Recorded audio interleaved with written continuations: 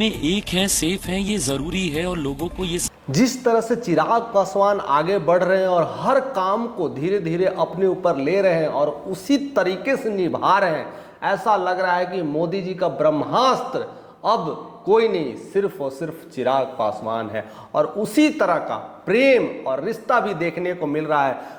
डूबती हुई नैया को कैसे संभाल लेते थे। अक्सर देखा गया है कि ज्यादातर सभाएं करने में मोदी जिस तरह से माहिर हुआ करते थे, हर जगह संबोधन करते थे, हर जगह रैलियों में हिस्सा लेते थे, बढ़ चढ़ कर भाग लेते थे, वही नजारा, वही आक्रामक रूप, वही पहचान कहीं ना कहीं चिराग को मिल रहा है। और चिराग के प्रति जो उनका विश्वास है, जो अटूट रिश्ता है, अब वो देखने को मिला है। इसी वजह से झारखंड में जहां पर कहीं ना कहीं वो दाल नहीं गल रही थी, वहां पर चिराग ने बहुत कुछ कोशिश किया। इवन अगर देखा जाए तो चिराग पासवान को सिर्फ और सिर्फ महज एक सीट मिला है चुनाव लड़ने के लिए। वो चाहते तो अपना प्रचार प्रसार कर करके वापस लौट जाते, लेकिन जिस तरह से वो काम कर रहे हैं, जिस तरह से वो आगे बढ़ रहे हैं, हर जगह जहां जहां झारखंड में उनकी वोट प्रतिशत है, कहीं ना कहीं एससी एसटी और आदिवासियों का गढ़ है, उसको निकालने की कोशिश कर रहे हैं और उसको अपने बीजेपी में खाता में, एनडीए खाता में लाने की कोशिश कर रहे हैं। उसमें वो कोई भी कमी नहीं कर रहे हैं और कोई भी कसर नहीं छोड़ रहे हैं।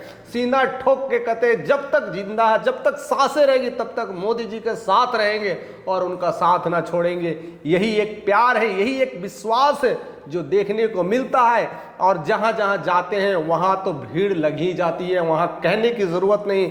जिस तरह से जहां जहां सभाएं मोदी जी करते हैं और वहां भीड़ लगती थी, उसी तरह का आक्रामक रूप, उसी तरह का व्यवहार, उसी तरह का पहचान कहीं ना कहीं चिराग पासवान में भी देखने को मिलता है। उनकी लोकप्रियता जिस तरह से बढ़ रही है और जिस तरह से आगे बढ़ रहे हैं, हर कोई उन्हें अब जानने लगा है, हर कोई उन्हें पहचानने लगा है।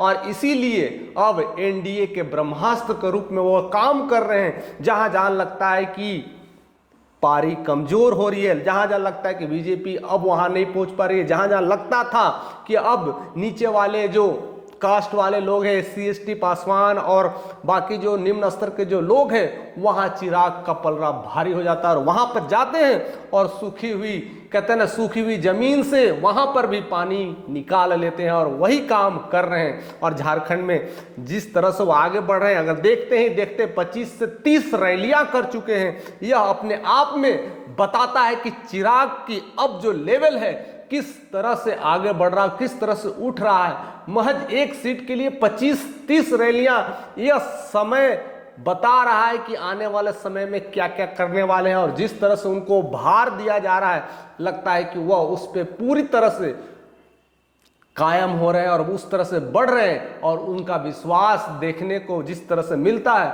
वो जिस तरह से भीड़ मिलता है, तो सब समझ में आ जाता है कि वह क्लिक करने के लिए तैयार है और मोदी का हर काम, एनडीए का हर साथ निभाने के लिए तैयार है। और उसी वजह से उन्हें सिर्फ झारखंड में ही नहीं नैया डूबने से बचाया, धीरे धीरे धीरे धीरे यूपी में भी सेंध लगाने की कोशिश की और वहां पर भी अपने काम कर चुके हैं।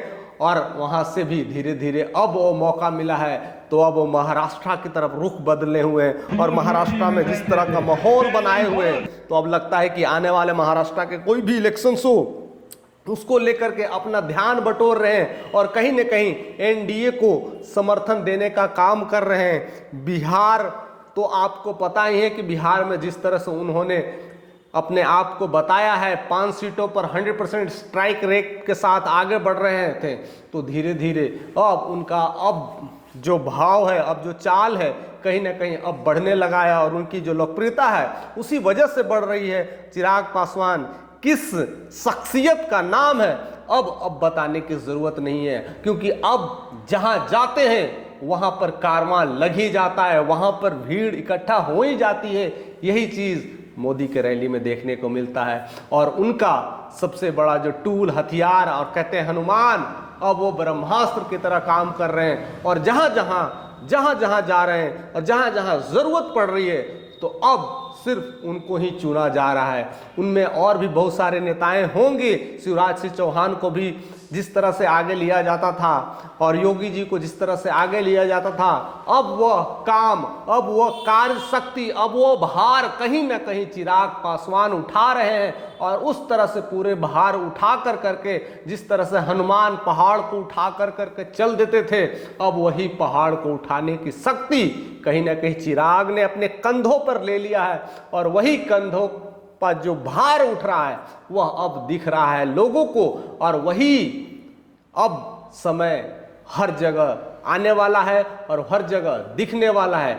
चाहे वो महाराष्ट्र का इलेक्शन हो, चाहे वो यूपी का इलेक्शन हो, चाहे वो झारखंड का हो, चाहे अपकमिंग बिहार हो, हर जगह वह अपना जिस तरह का नेतृत्व कर रहे हैं, जिस तरह की अपनी दबंग आवाज रखते हैं, अपनी बातें रखते हैं, उसमें कोई दो राय नहीं है कि उनकी शख्सियत क्या है, उनकी पहचान क्या है। और वही इसीलिए लोग उन्हें मोदी भक्त हनुमान कहते हैं। अब वह हनुमान धीरे धीरे एक ब्रह्मास्त्र का रूप ले चुका है। अब जहां जाएंगे वहां की महफिल को पूरी तरह से ध्वस्त कर देंगे और वहां पर अपना झंडा गाड़ के आएंगे। यह अब कुछ समय में ही सारा कुछ क्लियर होने वाला है। जिस तरह से झारखंड की स्थितियां खराब हो रही थी और वहां पर सेंध मार कर करके वह जीत की तब्दील में अपनी बयान में कह दिया है कि अब झारखंड में भी बीजेपी की सरकार बनने जा रही है। और कहीं ना कहीं ये अगर दावा सच हो गया तो समझ लीजिए कि यह सिर्फ और सिर्फ कारनामा बीजेपी ने नहीं किया है। वो 25-30 रैलियां जो चिराग पासवान ने किया है, बस उसी की वजह है कि चिराग अब सिर्फ और सिर्फ झारखंड नहीं, अब हर जगह अपना नेतृत्व करने लगे हैं। एक बड़ा राष्ट्रीय कार्यकर्ता के रूप में उभर रहे हैं, एक बड़े पॉलिटिशियंस के रूप में उभर रहे हैं। और इसी तरह से उनको सम्मान भी मिल रहा है, पहचान भी मिल रहा है और नाम भी मिल रहा है। आप क्या उनके बारे में सोचते हैं? आप उनके बारे में किस तरह की राय रखते हैं? आपके मन में जिस तरह की विचार कौंध रही है